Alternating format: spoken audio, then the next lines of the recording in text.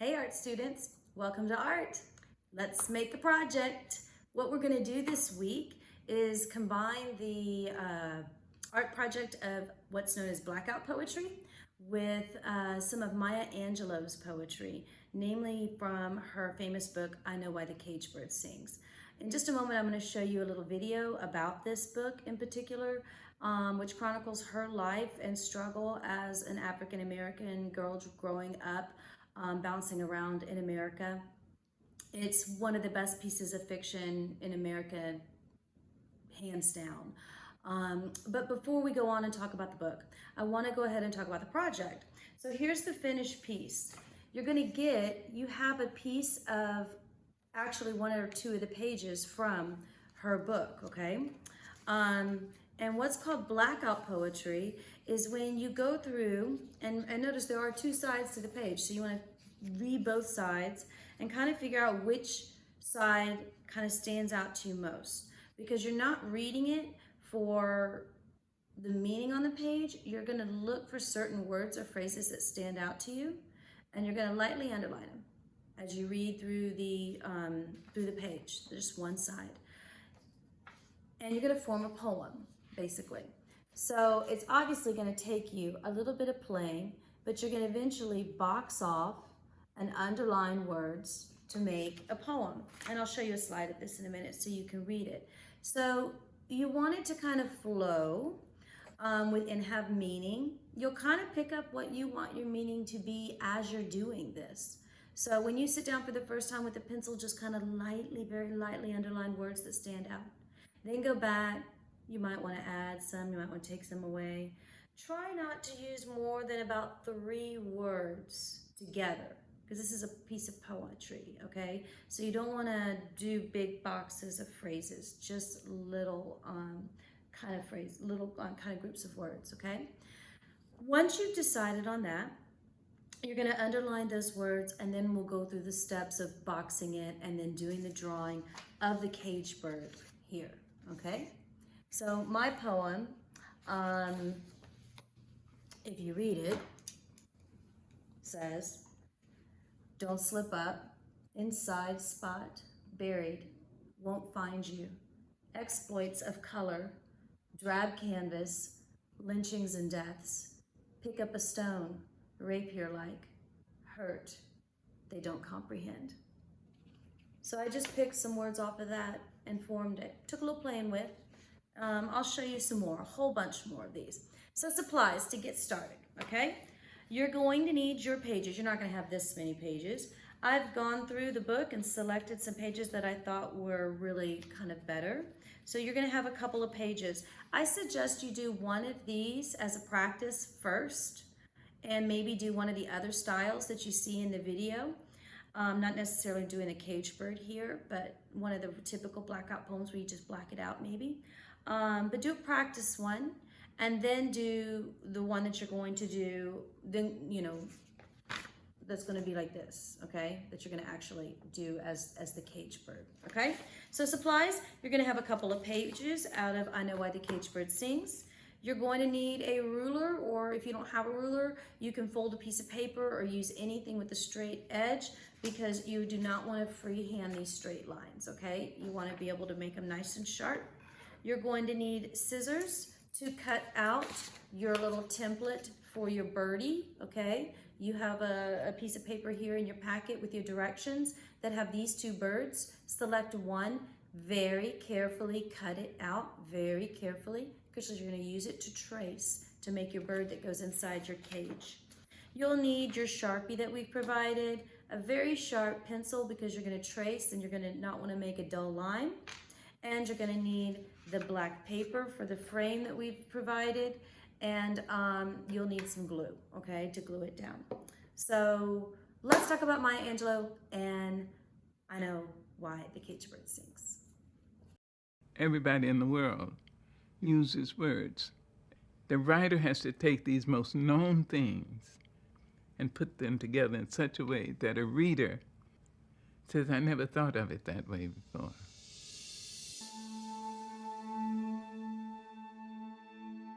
My mother's boyfriend raped me. I was 7, so I stopped speaking. for 5 years. In those 5 years, I read every book in the Black school library. When I decided to speak, I had a lot to say. Maya was a dancer. She sang, she was an actress. I mean, she was a beautiful Giacometti sculpture. Of course, she was a writer. When I reached for the pen to write, I have to scrape it across those scars. Maya was responsible for teaching me why I should know more about my roots, but I remember her being very angry. Very angry. My mother taught me a love of justice, a love of doing what's right. I know why the cage bird sings. It was a very important literary feat. Cage Bird was really almost another Bible for me. It was the opening for me to wanting to be a writer. It was the first time I read something that resonated. It touched a very young, girlish part of me. It reflected my own mother's life. When I read it, I couldn't believe that she was free enough to talk about them. I read those words and thought, somebody knows who I am. She was big, and she had the voice of God. Out of the huts of history's shame, I rise. Up from a past rooted in pain, I rise. I'm a black ocean leaping and wide, welling and swelling.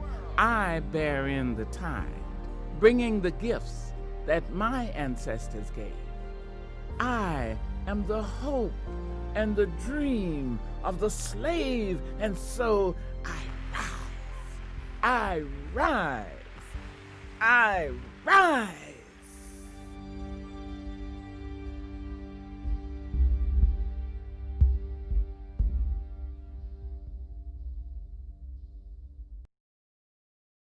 You may write me down in history with your bitter, twisted lies.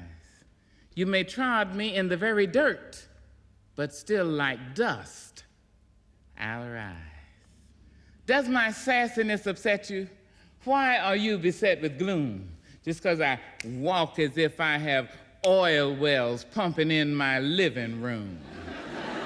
Just like moons and like suns with the certainty of tides, just like hope springing high, still I rise. Did you want to see me broken, bowed head and lowered eyes, shoulders falling down like teardrops, weakened by my soulful cries? Does my sassiness upset you? Don't take it so hard just because I laugh, as if I have gold mines digging in my own backyard.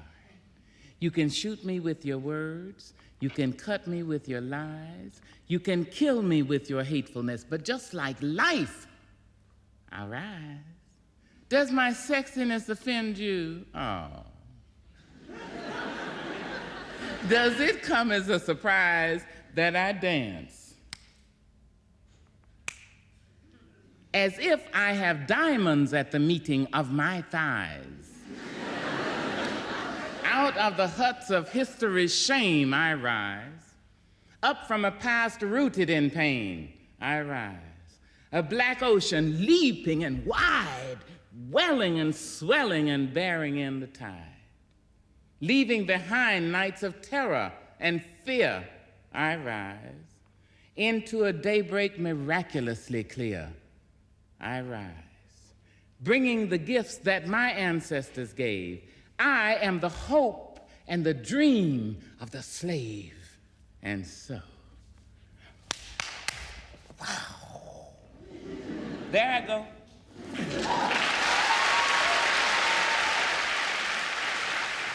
You know, we all have the same words at our disposal, a dictionary full of them, but it takes a poet to spin them into gold, as Maya Angelou did. We end tonight with some of her most famous words from the poem Caged Bird, about the struggle for freedom. A free bird leaps on the back of the wind and floats downstream till the currents end. And dips his wings in the orange sun rays and dare to claim the sky. But a bird that stalks down his narrow cage can seldom see through his bars of rage. His wings are clipped and his feet are tied, so he opens his throat to sing. The free bird thinks of another breeze. And the trade winds soft through the sighing trees. And the fat worms waiting on the dawn-bright lawn, and he names the sky his own. But a caged bird stands on the grave of dreams, and his shadow shouts on a nightmare scream.